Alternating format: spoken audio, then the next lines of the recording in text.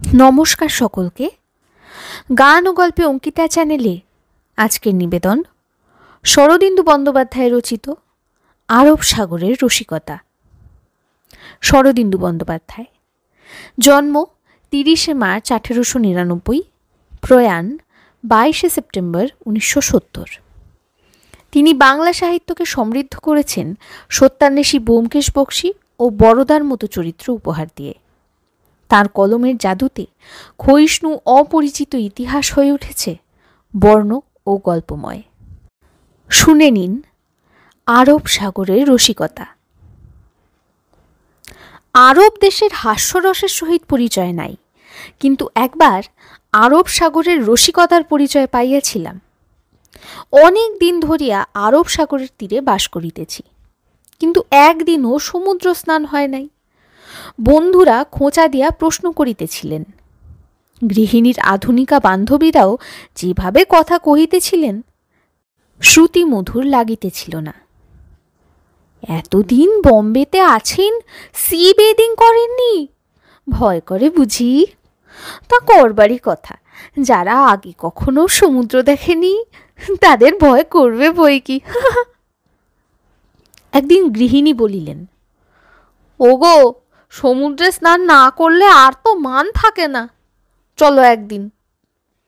আমি বলিলাম, বেশ তো, চলো, কিন্তু বেদিং কস্টিউম কিনতে হবে যে। গৃহিণী উত্তপ্ত কণ্ঠে বলিলেন, ওই বেহায়া পোশাক পরে আমি নাইব? কেটে ফেললেও না। গৃহিণী কিন্তু সতেজে ওই বিলাতি বর্বরতা প্রত্যাখ্যান করিলেন। তিনি গঙ্গায় স্নান করিয়াছেন, পদ্মায় স্নান করিয়াছেন, সমুদ্রে তাহার ভয় কি? তিনি বাঙালির কুলবধূ, নিজের চিরাভ্যস্ত সাজ পোশাকেই স্নান করিবেন, যে যা খুশি বলুক। ভালোই হইল, বেদিং কস্টিউমের আজকাল দাম কম নয়। একটা দমকা খরচ বাঁচিয়া গেল। সমুদ্র আমার বাড়ি হইতে পোয়াটাক মাইল দূরে। ইতিপূর্বে কয়েকবার বিচে বেড়াইতে গিয়াছি, স্থানটা দেখাশুনো আছে। বেশ নির্জন স্থান, তবে সকাল সন্ধ্যায় স্নানার্থীর ভিড় হয়। আমরা পরামর্শ করিয়া পরদিন ঠিক দুপুরবেলায় বাহির হইলাম। এই সময়টায় ভিড় থাকে না। সমুদ্রের সহিত প্রথম ঘনিষ্ঠতা একটু নিভৃতে হয় বাঞ্ছনীয়। তখন জানিতাম না যে সেদিন ঠিক দুপুরবেলায় জোয়ার আসিবার সময়। বিচে উপস্থিত হইয়া দেখিলাম, দিংমণ্ডল পর্যন্ত সমুদ্র যেন মাতাল হইয়া টলমল করিতেছে।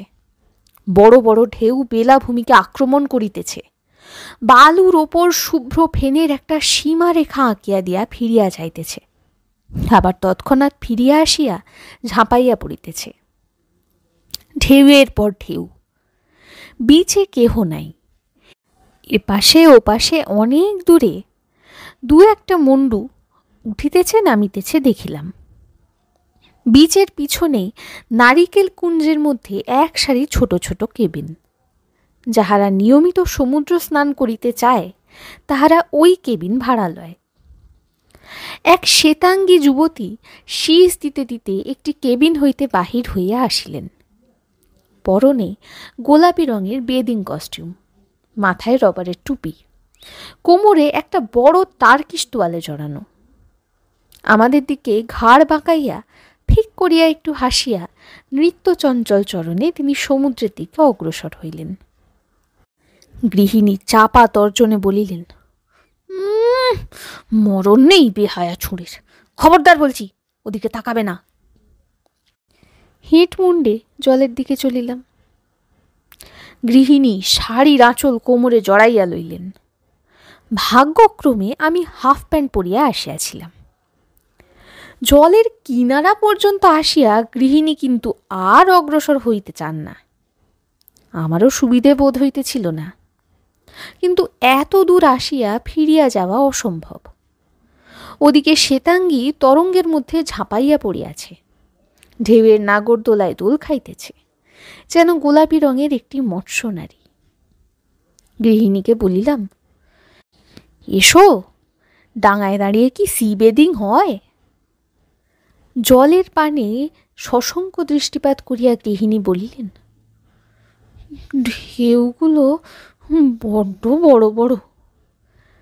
তা হোক না, সমুদ্রের ঢেউ বড়ই হয়। ওই দেখো না, মেয়েটা কেমন ঢেউ খাচ্ছে। আবার ওদিকে তাকাচ্ছ? আরে না না, ও অনেক দূরে আছে, এখান থেকে বিশেষ কিছু দেখা যায় না, এসো তো। হাত ধরিয়া টানিয়া তাহাকে জলে লইয়া গেলাম।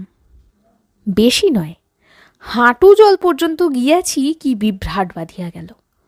প্রকাণ্ড একটা ঢেউ আসিয়া আমাদের ঘাড়ের উপর ভাঙিয়া পড়িল। গৃহিণী পড়িয়া গেলেন। ঢেউ তাহার মাথার উপর দিয়ে চলিয়া গেল। ঢেউ ফিরিয়া গেলে তিনি হাঁচড় পাঁচড় করিয়া উঠিয়া দাঁড়াইতেই আর একটা ঢেউ আসিয়া আবার তাহাকে আছাড় মারিয়া ফেলিল। তিনি চিৎকার করিতে লাগিলেন, ওগো আমাকে ধরো, আমি যে খালি পড়ে যাচ্ছি, কোথায় গেলে গো তুমি? আমাকে ফেলে পালালে নাকি? তাহাকে ধরিবার মতো অবস্থা আমার ছিল না। প্রথম গোটা দুই ঢেউ অতি কষ্টে সামলাইয়া গিয়াছিলাম বটে, কিন্তু তৃতীয় ঢেউটা সমস্ত লণ্ডভণ্ড করিয়া দিল। ঢেউয়ের তলায় গড়াইতে গড়াইতে আমি প্রায় ডাঙায় গিয়া উঠিলাম। দু এক ঢোক লোনা জলও পেটে গিয়াছিল। কোনো মতে উঠিয়া বসিয়া চক্ষু খুলিয়া দেখি গৃহিণী তখনও এক হাঁটু জলে আছাড় খাইতেছেন। ঢেউগুলো এত দ্রুত পরম্পরায় আসিতেছে যে তিনি পলাইয়া আসিতে পারিতেছেন না। তাহার কণ্ঠ হইতে অনর্গল চিৎকার নিঃসৃত হইতেছে, ওগো কেমন মানুষ তুমি, আমাকে ফেলে পালালে, আমার যে কাপড় খুলে যাচ্ছে। শঙ্কায় কণ্টকিত হইয়া দেখি জলের মধ্যে লোমহর্ষক কাণ্ড ঘটিতেছে। সত্যই গৃহিণী বিবশনা হইতেছেন। ঢেউগুলা দুঃশাসনের মতো ছুটিয়া আসিয়া তাহার বসন ধরিয়া টানিতেছে। আঁচল শিথিল হইয়া গেল। আর একটা ঢেউ, তিনি প্রাণপণে শাড়ির প্রান্ত আঁকড়াইয়া আছেন। আর একটা ঢেউ, ব্যাস। নারীর লজ্জা নিবারণকারী শ্রী মধুসূদন বোধহয় কাছাকাছি ছিলেন না। দুঃশাসনরূপী আরব সাগর গৃহিণীর শাড়ি কাড়িয়া লইয়া প্রস্থান করিল। মরিয়া হইয়া জলে লাফাইয়া পড়িলাম। অনেক নাকানি চোবানি খাইয়া শেষ পর্যন্ত গৃহিণীকে একান্ত নিরাবরণ অবস্থায় ডাঙায় টানিয়া তুলিলাম। তিনি নেহাত তন্নি নন, কিন্তু যাক, চারিদিক ফাঁকা, কোথাও এতটুকু আড়াল আবডাল নেই। উপরন্তু ভোজবাজির মতো ঠিক এই সময় কোথা হইতে কতকগুলা লোক জুটিয়া গেল। তাহারা কাতার দিয়া দাঁড়াইয়া তামাশা দেখিতে দেখিতে নিজেদের ভাষায়, সম্ভবত আরবি, মন্তব্য প্রকাশ করিতে লাগিল। কৌরব সভায় দ্রৌপদীর বস্ত্রহরণকালে পঞ্চপাণ্ডবের মনের অবস্থা কিরূপ হইয়াছিল তাহা অনুমান করা কঠিন হইল না। ব্যাকুলভাবে চারিদিকে তাকাইলাম। হে মধুসূদন, তুমি কত দূরে? হঠাৎ দেখি দূর হইতে শ্বেতাঙ্গী মেয়েটি ছুটিয়া আসিতেছে। খিলখিল করিয়া হাসিতে হাসিতে সে তাহার বড় তোয়ালেখানা গৃহিণীর গায়ের উপর ফেলিয়া দিল। সেদিন তোয়ালে পরিহিতা গৃহিণীকে সঙ্গে লইয়া পদব্রজে কি করিয়া গৃহে ফিরিয়াছিলাম, সে প্রশ্ন করিয়া পাঠক পাঠিকা আর আমাকে লজ্জা দিবেন না। তাহাদের প্রতি অনুরোধ, তাহারা যেন মনে মনে চোখ বুঝিয়া থাকেন। শুনছিলেন শরদিন্দু বন্দ্যোপাধ্যায় রচিত আরব সাগরের রসিকতা। ভালো লাগলে লাইক, কমেন্ট, শেয়ার এবং সাবস্ক্রাইব করবেন। ভালো থাকবেন।